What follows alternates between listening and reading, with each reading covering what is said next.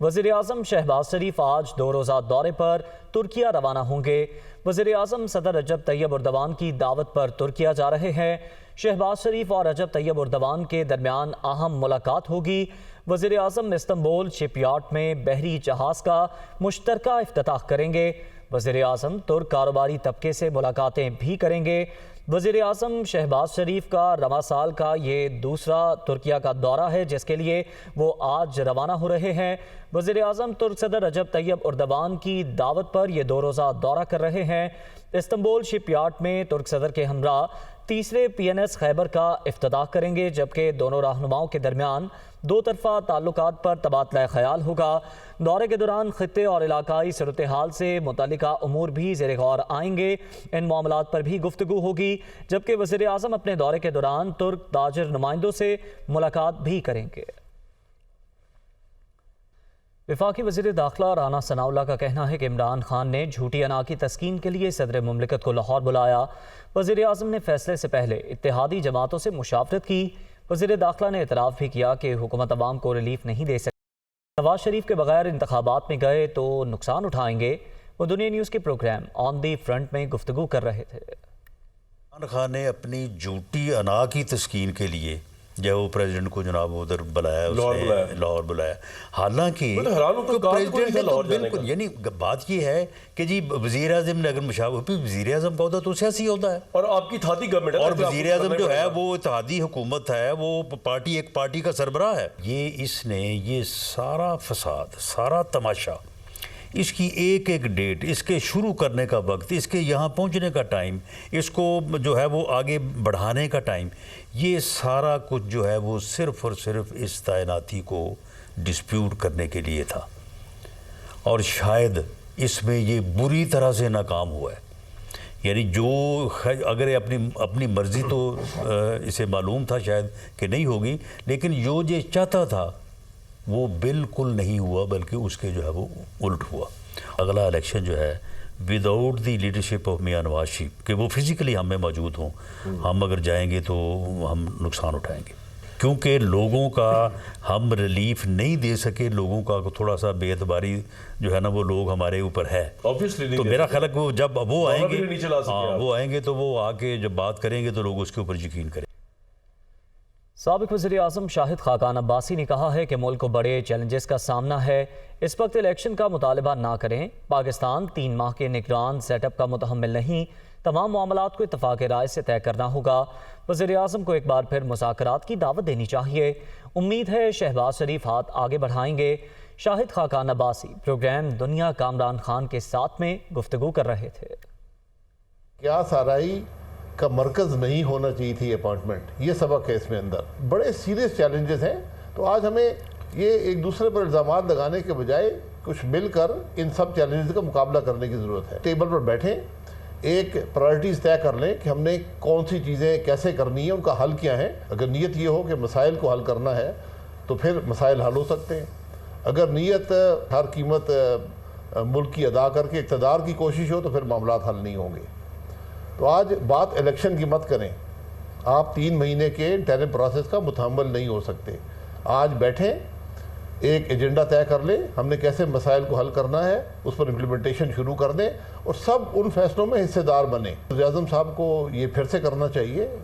شہباز شریف صاحب ہر تقریر انہوں نے کہا ہے کہ بیٹھیں اور مل کر ان معاملات کو حل کریں، تو آج ایک دفعہ پھر ان کو یہ اپنا ایک ہاتھ ایکسٹینڈ کرنا چاہیے کہ سب بیٹھتے ہیں، اور اس میں صرف سیاسی لیڈر نہیں ہوں گے۔ آج ایک نئی عسکری قیادت آئی ہے، اب ان پر لازم ہے کہ کس طرح وہ اس بات کو مینیج کرتے ہیں کہ جو اثرات فوج کے ملک کی سیاست پر ہیں اور اس کے ذریعے ملک کی معیشت پر ہیں، ان کو کیسے وہ آئین کے دائرے کے اندر لاتے ہیں۔ پاکستان میں جو الیکشن کا نظام ہے، اگر آپ اس کے اندر مداخلت نہ کریں، اس سے بہتر نظام نہیں ہے۔ نظام کی بات نہیں ہے، بات مداخلت کی ہے، مداخلت کو ختم کرنا۔ معروف کامیڈین اسماعیل تارا 73 سال کی عمر میں کراچی میں انتقال کر گئے۔ وہ گردوں کے عارضے میں مبتلا تھے۔ ایک اور نامور اداکار دنیا سے رخصت ہو گیا۔ معروف کامیڈین اسماعیل تارا گردوں کے عارضے میں مبتلا اور کراچی کے نجی اسپتال میں زیر علاج تھے۔ انہیں جمعرات کی صبح وینٹیلیٹر پر منتقل کیا گیا۔ مرحوم کی نماز جنازہ آج بعد نماز جمعہ شہید ملت روڈ پر واقع میمن پہاڑی مسجد میں ادا کی جائے گی۔ اسماعیل تارا نے پسماندگان میں 4 بیٹے، 1 بیٹی اور 1 بیوہ چھوڑی۔ اسماعیل تارا 16 نومبر 1949 کو لاہور میں پیدا ہوئے۔ انہوں نے 1975 کے بعد فنی کریئر کا آغاز کیا۔ کئی اسٹیج ڈراموں، ٹیلی ویژن ڈراموں اور فلموں میں اداکاری کی۔ 90 کی دہائی میں پی ٹی وی کے مزاحیہ خاکوں پر مبنی سلسلہ 50-50 سے شہرت ملی۔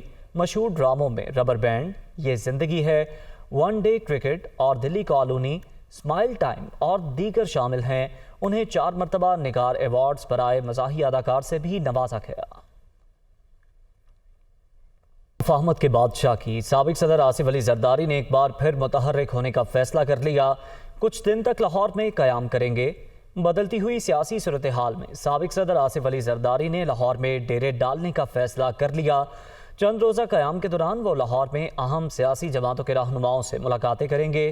اس موقع پر پنجاب میں پیپلز پارٹی کو متحرک کرنے کے امور کے ساتھ ساتھ ملکی سیاست پر بھی تبادلہ خیال کیا جائے گا۔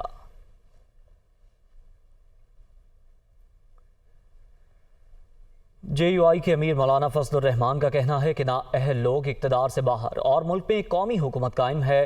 سابق حکمرانوں نے ملک کو دیوالیہ پن کے قریب پہنچا دیا۔ دفاعی قوت کو بھی متنازع بنانے کی کوشش کی جا رہی ہے۔ فوج مستحکم رہے گی، سیاست میں بھی استحکام آئے گا، وہ دیر میں اجتماع سے خطاب کر رہے تھے۔ ایک پارٹی ملک کی معیشت کو ٹھیک نہیں کر سکتی، پھر تجویز دی جاتی ہے کہ قومی حکومت بن جائے، تو میں ان کو بتانا چاہتا ہوں بصد احترام کہ پاکستان میں قومی حکومت قائم ہے۔ ہاں، وہی پارٹی اس قومی حکومت سے باہر ہے جو اس ملک کی معیشت کی تباہی کا ذمہ دار ہے۔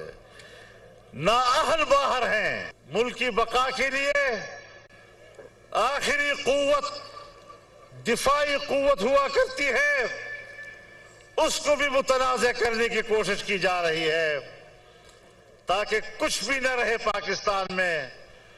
تمام ادارے متنازع ہو جائے، سیاست متنازع ہو جائے، معیشت متنازع ہو جائے، دفاع متنازع ہو جائے، ہر جگہ پر گند ڈالنے کی سیاست، ہر جگہ پر قوم کو پریشان رکھنے کی خواہش، لیکن ہم نے سب ناکام بنا دیے ہیں۔ انشاءاللہ فوج بھی مستحکم رہے گی، متحد رہے گی، معیشت بھی مستحکم ہوگی اور ملک کی سیاست میں بھی استحکام آئے گا۔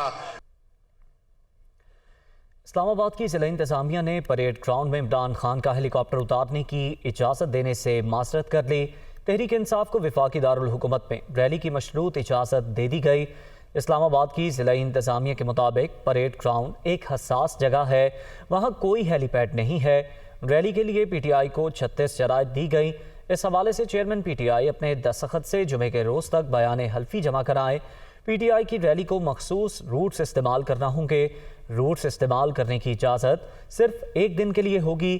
اگر کوئی بھی ناخوشگوار واقعہ پیش آیا تو اجازت نامہ منسوخ ہو جائے گا۔ Chairman P T I Imran Khan سے وزیر اعلیٰ پنجاب چودھری پرویز الہی نے فون پر بات چیت کی۔ اس موقع پر سیاسی امور پر مشاورت کی گئی۔ ٹیلی فونک رابطے میں چودھری پرویز الہی نے عمران خان کی خیریت دریافت کی۔ چیئرمین پی ٹی آئی کا کہنا تھا کہ وہ تیزی سے صحت یاب ہو رہے ہیں، بس معمولی سی تکلیف باقی ہے۔ وزیر اعلیٰ پنجاب نے کہا کہ دعا ہے اللہ تعالیٰ آپ کو جلد مکمل صحت یابی دے۔ ارشد شریف قتل کیس میں قائم انکوائری کمیٹی نے سینئر صحافی پر پاکستان میں درج 9 FIRs کے مدعی طلب کر لیے۔ انکوائری کمیٹی نے ارشد شریف پر مقدمات کرانے والے شہریوں کی طلبی کے سلسلے میں 3 صوبوں اور IG اسلام آباد کو خط لکھ دیا۔ خط میں ہدایت کی گئی ہے کہ FIRs درج کرانے والوں کی حاضری یقینی بنائی جائے۔ ارشد شریف کے خلاف سندھ میں 5، اسلام آباد میں 1، بلوچستان میں 3 FIRs درج ہیں۔ FIRs میں غداری اور بغاوت جیسے سنگین الزامات شامل کیے گئے ہیں۔ वफाकी सर्विस ट्राइब्यूनल के 2 रुकनी बेंच ने CCPO लाहौर गुलाम डोगर को बहाल करने से मुतालिक सिंगल बेंच का फैसला मुअत्तल कर दिया। वफाकी सर्विस ट्राइब्यूनल ने एस्टेब्लिशमेंट डिवीजन की नज़र-ए-सानी अपील मंजूर कर ली। सिंगल बेंच ने गुलाम महमूद डोगर को 10 नवंबर को ओहदे पर बहाल किया था। मोहम्मद अशफाक रिपोर्ट के साथ।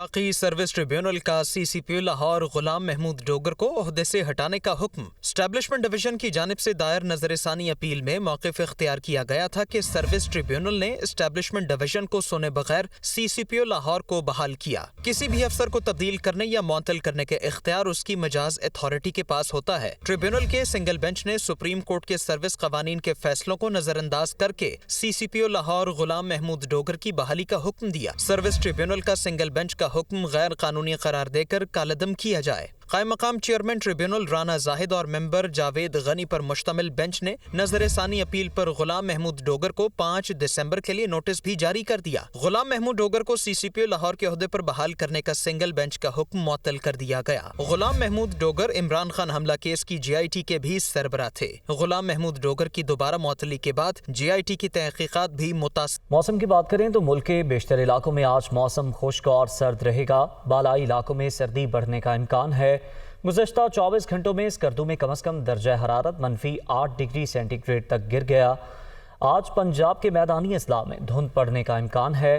फैसलाबाद, लाहौर, सियालकोट, गुजरांवाला, उकाड़ा और मुल्तान में धुंध की पेशगोई की गई है।